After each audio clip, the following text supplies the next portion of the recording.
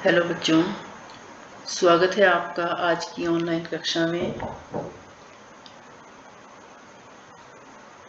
जिन बच्चों की पिछली वीडियो छूट गई है, मैंने डिस्क्रिप्शन में उनका लिंक दे दिया है, आप वहां जाकर उसे देख सकते हैं। आगे देखते हैं। देश कालावदेव कालिदास कुलस्यापि स्पष्टः परिचयो नोपलभ्यते। देश काल की तरह ही महाकवि कालिदास के स्पष्ट कुल का देश कालावदेव कालिदास कुलस्यापि स्पष्ट परिचयो नोपलभ्य। देश काल की तरह ही महाकवि कालिदास के कुलस्यापि कुल का स्पष्ट परिचय नहीं उपलब्ध होता है।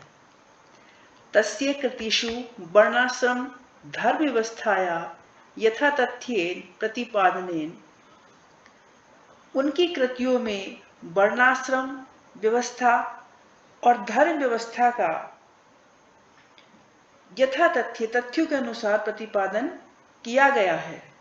एतत् अनुमीयते यत तस्य जन्म विप्रकुलो अभवत्। उससे प्रतीत होता है कि उनका जन्म ब्राह्मण कुल में हुआ था।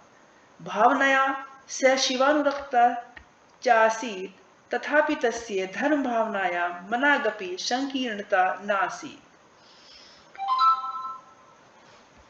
भावना से वह शिव के भक्त थे, लेकिन धर्म भावना में, दूसरे धर्मों के वर्णन में मन से वह संकीर्ण नहीं थे। दूसरी भावनाओं जो है उनके वर्णन में, उनमें कहीं भी संकीर्णता दिखाई नहीं देती है। शिव भक्तो अपि तत् रघुवंशे स रामं प्रति स्वभक्ति भाव अनुदार मनसा प्रकटयति। शिव भक्त होते हुए भी रघुवंश में वह राम के प्रति अपनी भक्ति भावना को अनुदारता के साथ प्रकट करते हैं। कालिदासस्य जीवन व्रतम सर्वथा अज्ञान अंधकारा से आच्छन्नम अस्ति। कालिदास का जो जीवन व्रत है वो सभी प्रकार से अज्ञान रूपी अंधकार से ढका हुआ है। तद्विषय का अनेका जनश्रुतः लब्ध प्रसारन्ति। जो उनके विषय में अनेक जनश्रुति हैं, वो कैसी हैं? वे सब क्या हैं? ईर्ष्या और कालुष्य से दूषित मन वालों की कल्पना के ही अंकुर हैं। सर्वा ईर्ष्या कलुष या कलुषायित चिता नाम कल्पना प्रवाह किसे कहते हैं? कल्पना के अंकुर है। अतएव सर्वथा चिंतया संति। इसलिए ये जो उक्तियां हैं, जनश्रुति हैं, वो चिंतनीय है। कालिदासस्य नवनवोन्मेषशालिन्या प्रज्ञा उन्मीलनम तस्य कृतिषु नास्तीति कस्यचित् सुधीयः परोक्षम।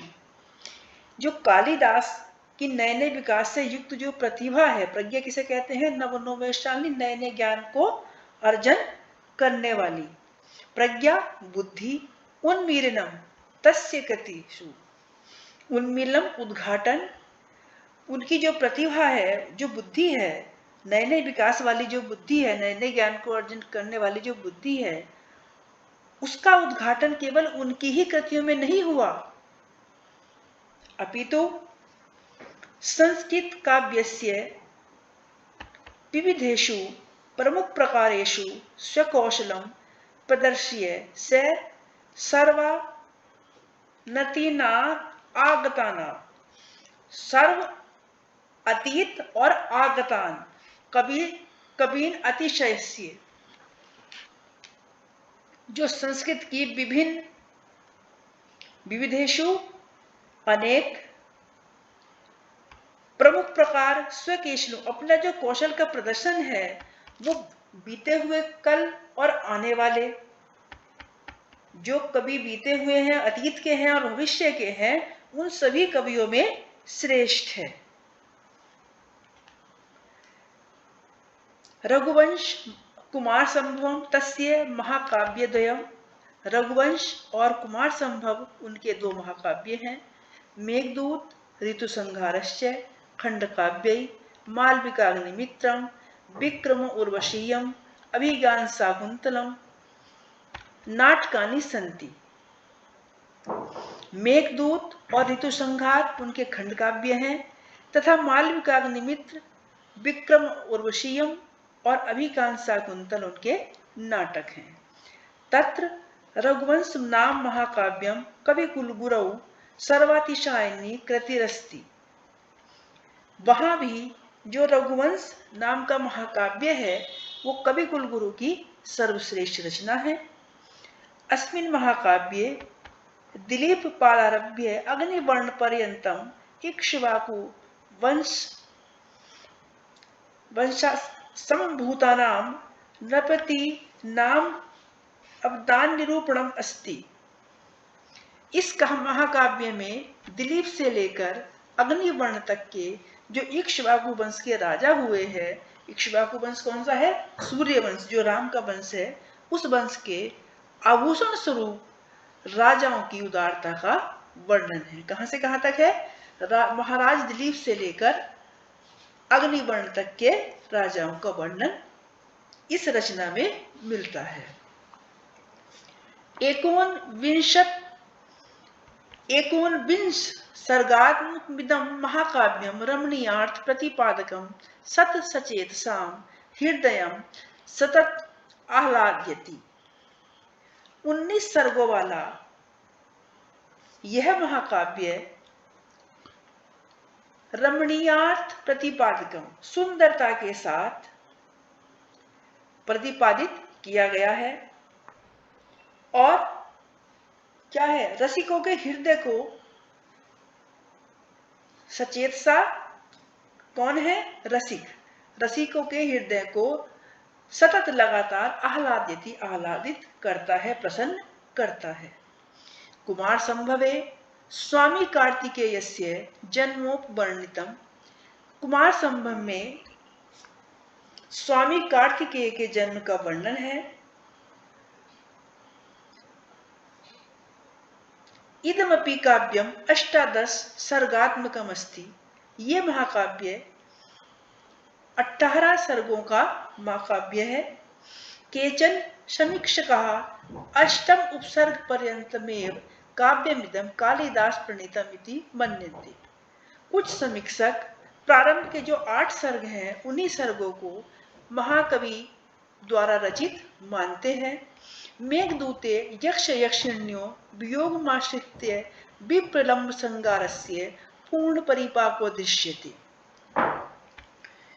जो खंड काव्य है मेघदूत, मेघदूत में यक्ष और यक्षिणी के विप्रलम्ब संगार, वियोग से मिश्रित, जिसमें वियोग ही वियोग है, ऐसे विप्रलम्ब संगार से युक्त का पूर्ण परिपाक यहाँ हुआ है।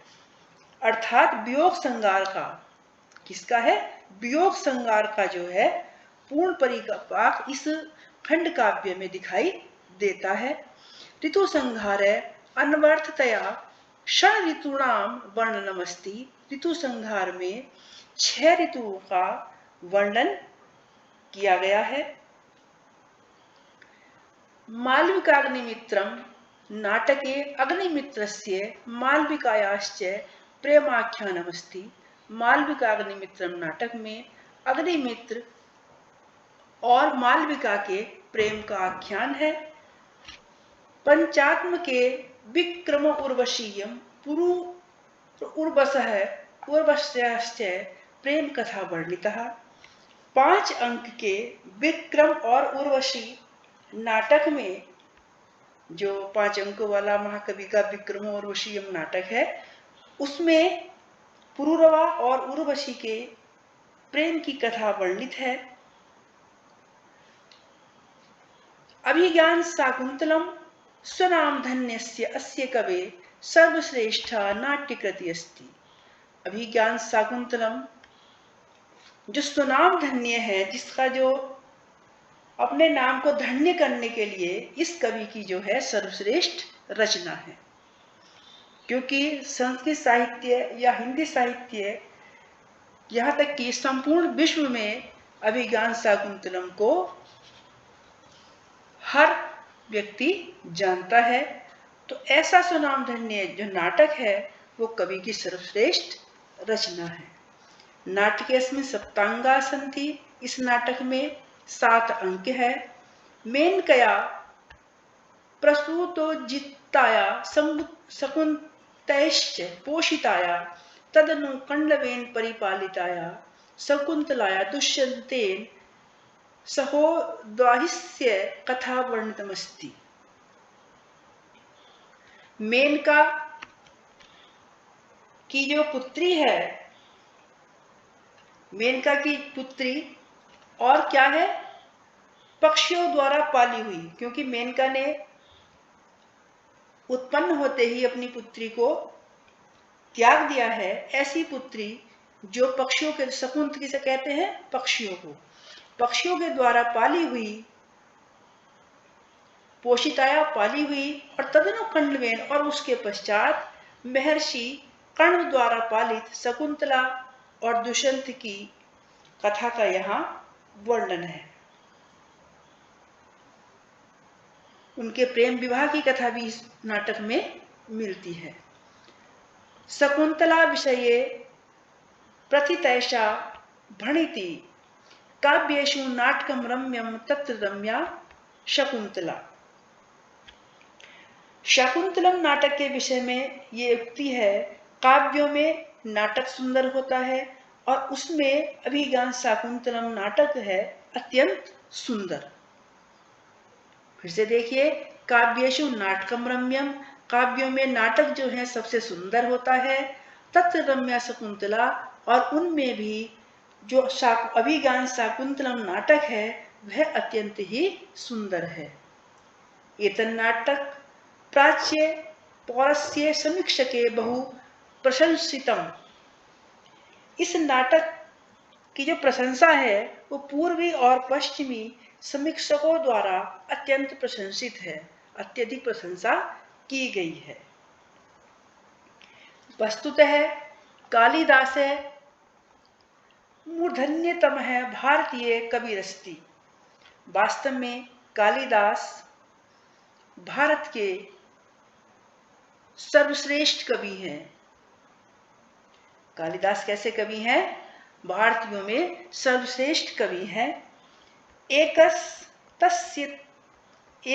एकतस्तस्या कृतिषु काव्योचित गुणानां समाहारे दृश्यते, अपरतश्च भारतीय जीवन पद्धति सर्वांगीणता तत्र राराजते।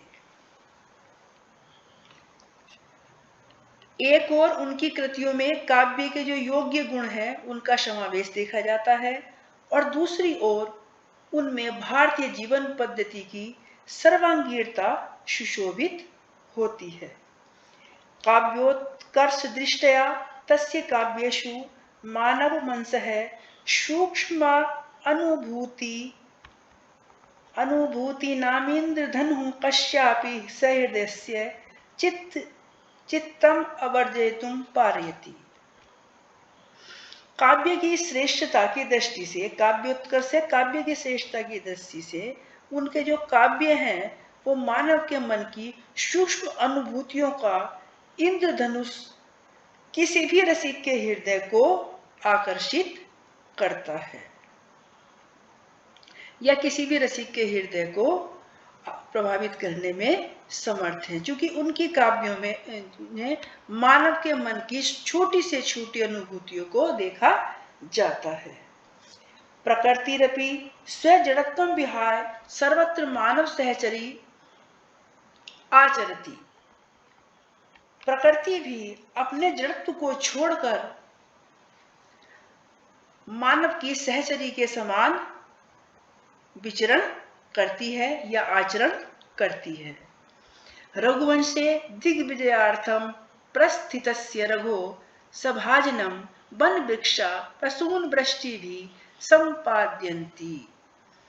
रघुवंश में दिग्विजय प्रस्थान के समय, जिस समय रघु दिग्विजय के लिए प्रस्थान करते हैं तो उनके सम्मान में वन के जो वृक्ष हैं वो पुष्पों की वर्षा करते हैं। मेघदूते मेघे विरह उत्कंठितस्य यक्षस्य प्रेम विहलताय अदित्य षष्ठी परिलक्ष्यते। मेघदूत में विरह यक्ष की प्रेम व्यवस्था या व्याकुलता का अद्वितीय वर्णन दिखाई देता है।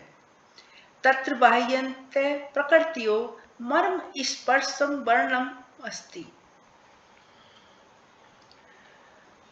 मेघदूत में आंतरिक और बाह्य प्रकृतियों का मर्म स्पर्शी वर्णन है। मन स्पर्शी कैसे कहते हैं? जो मन को स्पर्श करता है। कवि दृष्टया मेघ धूम ज्योति सलिलम ऋताम सन्निपातो न भूत्वा एकः संवेदनशील मानवोपम प्राणी अस्ति। कवि की दृष्टि में जो मेघ है वो कैसा है? धुआं, प्रकाश, जल और वायु का समूह न होकर एक संवेदनशील प्राणी के समान है। कैसा है? एक संवेदनशील प्राणी के समान है। स राम गिरे आरभ यालकाम यावत यस्य कस्यापि सन्निधिं लभते तस्मै हर्षोल्लासौ वितरति।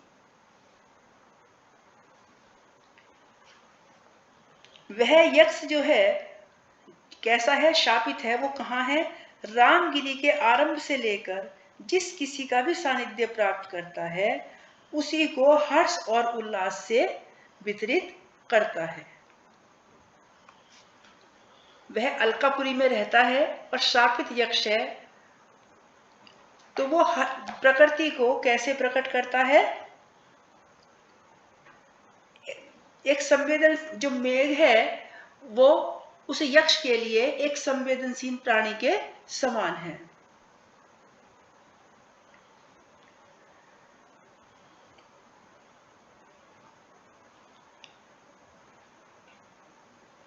शाकुंतले नाटके पतिगृह गमन काले आश्रम पादपः स्वभगिन्ये शकुंतलायै आवरणानि समर्पयन्ति।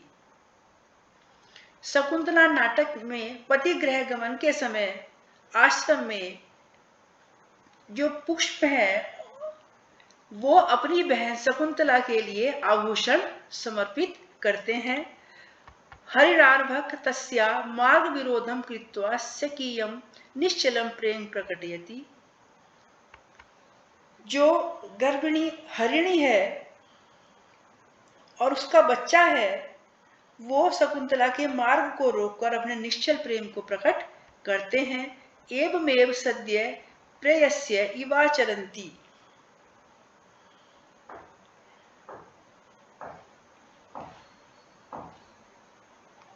सूर्य अरुणोदय वेलायां स्वप्रियतमाया नलिन्या तुषार बिंदु रूपाणी अश्रुणी स्वकरै परिपूजति।